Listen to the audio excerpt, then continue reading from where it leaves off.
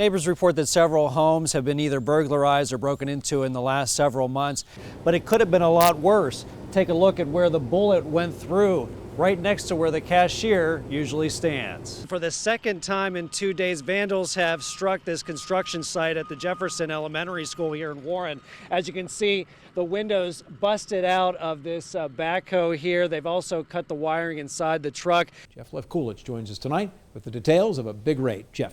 That's right, Stan. In February, we traveled to Detroit to take a look at the drug and gun trade between the Motor City and Warren. This morning, Allegiant Air, they announced that they're going to be adding flights from the Youngstown-Warren Regional Airport to Punta Gorda in southwest Florida. Well, Teresa, you may remember these two, Felicia Beamer and her husband Cody Beamer, who was a juvenile sex offender. Hundreds of people have shown up this morning at the Northmar Church here on East Market Street to say their final goodbyes to 15-year-old Kirkland Boehner. 40-year-old Shannon Stanley of Warren is in the Trumbull County Jail on aggravated burglary charges after she messed with the wrong homeowner early Tuesday morning.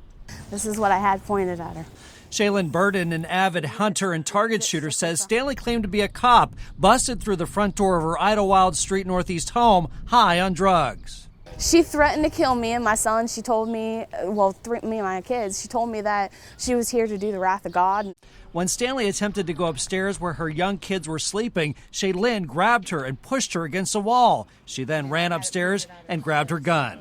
I went back downstairs. She's now in my living room, and I have it locked and loaded. It's a pump action, so it's got one in the tube, and I said, I'm gonna call the cops.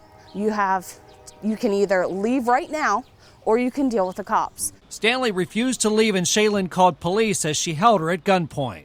They were here in a matter of a couple minutes, which kudos to them, because, I mean, if she would have moved, she would have had turkey shot all over her.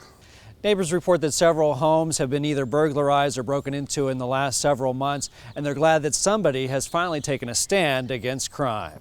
And now with the economy and all this stuff happening, people are armed. And I know we're armed because you never know what's going to happen. Because now people are taking people's stuff like it's their own, and that can't happen. And people sick of it. Stanley's bond was set at $100,000. She's due back in court later this month. Covering Trumbull County, Jeff Levkulich, 27 First News. Alliance police hit the mother lode. 260 plants found in the basement of this home on South Seneca Avenue. Arrested is this man, 41-year-old Robert Baumgartner. His neighbor Curtis tells us he had no idea of the serious gardening he was doing inside. Apparently it was. I mean, we garden outside together. I help him with his tomato plants. He gives me stuff, and that's it. I mean, never knew nothing like that was going on next door. Police wondering how no one around smelled anything. Those pot plants stunk up the police station. Jessica Summer, a member of the cleaning crew, says it was bad. It's just awful. It smells like skunk and gives you a headache, and very, very strong odor. According to police, several people became sick and they had to close the jail for a day. The smell was so bad that police took to their Facebook page asking people to drop off thousands of air fresheners. I understand we have a little problem in Alliance today, so. Don Tolston got the message and decided to help out. He brought a bag of sprays and car air fresheners. So I decided I better come over and give him a little hand. So I brought over some Febreze and some air fresheners, something they could use up here, because I understand the guys are gagging if the smell is that bad. Luckily, the smell in the building starting to go away. Meanwhile, Baumgartner could be going away to jail if he's convicted on several drug charges. In Alliance, Jeff Levkulich, 27 First News. On the frozen surface of Mosquito Lake, a small shanty town is sprouting. Anglers drill through the ice to set up camp for a long day of ice fishing. They then enter their tents with all the comforts of home. And you have a shack. You have the shack. I got a heater in there. Once you get set up, it's nice. You bring some lunch and a thermos, and I could fish here all day. Oh, just missed one. I like the solitude. I fish with a bunch of guys all the time. And this is when I can go by myself, minimal amount of equipment. This walleye just one of several fish caught, thanks in part to technology. Machines like this Vexilar fish finder make things easier. Even if you're not catching fish, you get to see there's something there, where if you don't have that, you're just fishing here and you might think, hey, there's nothing down there, I'm wasting my time. Where this way you could change baits, change lures, different, use maggots or minis. I find it more challenging, and that's what I like about it. I'd rather fish in the winter than the summertime. The ice is about 3 to 4 inches thick here on the lake, and fishermen tell me you couldn't do this last year. Last year there was none. 2 years ago, there was 13 inches here. So you can go anywhere you want to go, and like I want to go out there by that island, but there's no way.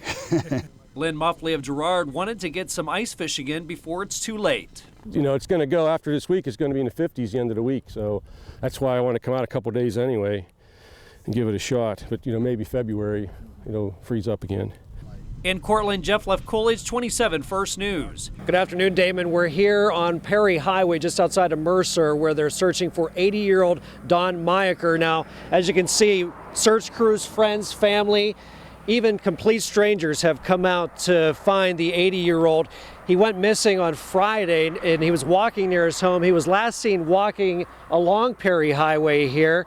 Now, the search party started gathering at 9 o'clock this morning. This is just a small fraction of the people that are out here searching. There are other people searching all over this area to maybe see if they can find him.